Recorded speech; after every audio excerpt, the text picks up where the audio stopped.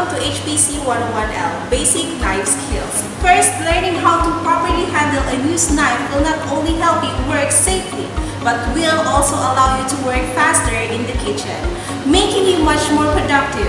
Good knife abilities often allow you to cut your food evenly, since safety and speed in the kitchen are very important. Good knife skills also allow you to cut your food uniformly in order to cook your vegetable evenly. Very important thing to remember are you have to be familiar with your knife and how to handle your knife.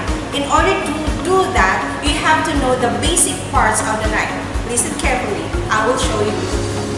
Very important thing to remember are you have to be familiar with your knife and how to handle your knife. In order to do that, you have to know the basic parts of your knife. Listen carefully, I will show you. This is the point. Okay, and this is the blade.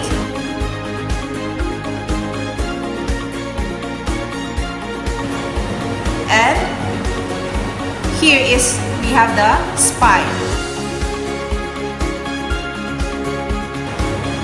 And here we have the bolster.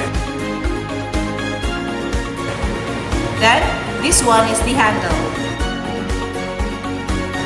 And this part is the butt. So this is the cutting edge. And we have here the heel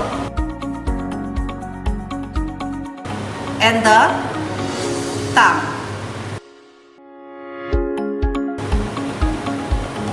Let me discuss to you some of the descriptions.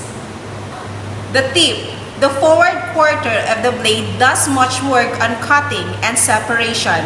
The tip include the point is best used for cutting small and delicate foods. The blade. The best chef knives are made of high carbon stainless steel, which is very hard metal that keeps its edge for a long time and will not discolor or rust like ordinary carbon steel. The handle. It is the chef grip together with the tongue. And the butt. This refers to the end of the handle. The heel is located at the rear of the blade, where it meets the handle. This section is used for chopping hard items like carrots, nuts, or even chicken bones. The tongue. The section of steel inside the handle is called tongue, and if it goes all the way to the end of the handle is called the full tongue. It's like a silver lining in between the handle. This is the rivets. Rivets are the raised cylindrical studs that keep the handles secure attached to the tongue portion of the knife.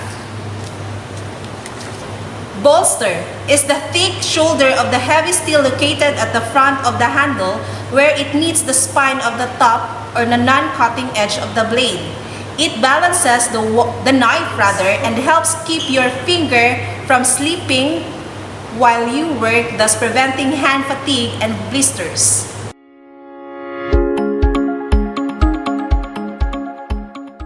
Today, I will be using Gyoto, a Japanese chef knife. Thank you for my mentor, Chef Chino San Jose, for entrusting me his expensive knife. Let's continue. Note how the index finger is wrapped around fully in the blade.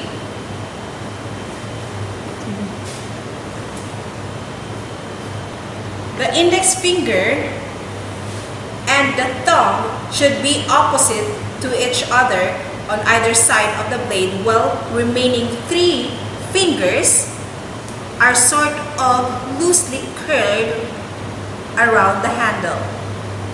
Gripping the knife is mainly done with the thumb and forefinger.